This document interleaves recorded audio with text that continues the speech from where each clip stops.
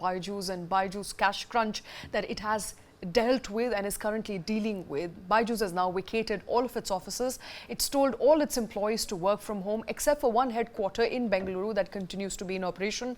The cash crunch is hitting home. Krishna, it's hitting hard.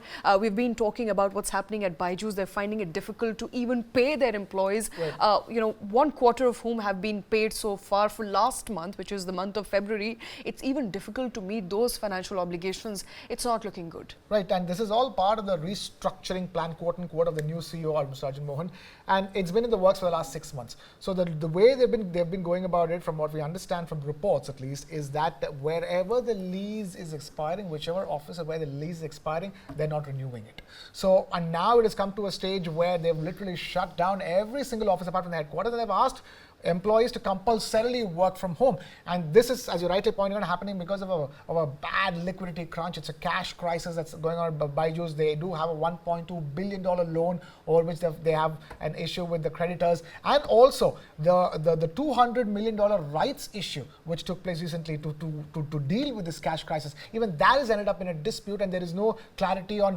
when and how BYJU'S can put those $200 million of funds into use. So this is a process. So that money is in an escrow account. That cannot be used. There is a case of missing $533 million, of which there's a current ongoing civil case in the US that BYJU'S is also dealing with, and rolling out various press releases trying to justify why that money is in a BYJU'S Think and Learn subsidiary in the US. What is happening with that money? And amid all of that, they of course don't have any money to run daily operations. Yeah, the only thing that you need to mention over here is that possibly that they have around 300 tuition centers for kids from the class 6 to class 10th.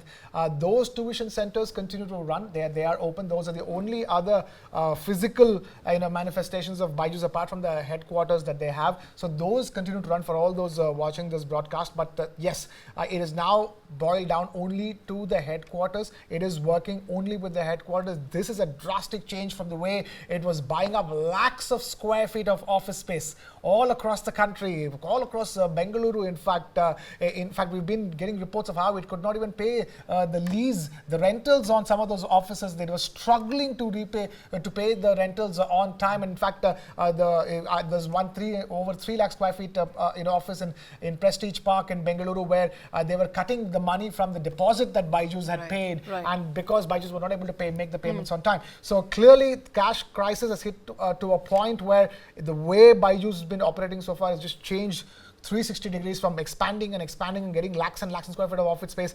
Everything is shut down now except for the headquarters. Absolutely. And this comes amid the fact that there is also a management crisis at BYJU'S. There is also a March very crucial deadline by Karnataka High Court, post which we'll also know whether there's going to be a change of guard at BYJU'S forced by investors. Right, where the investors have called for the ouster of Baiju Ravindran, and in fact the board as well, which consists of Baiju Ravindran, his wife Divya Gokulnath, and his brother Mr. Riju Ravindran. So that dispute, thankfully, the decision that was taken at that extraordinary general meeting or EGM was put on hold by the Karnataka High Court, and you will have clarity on it hopefully by the end of this week.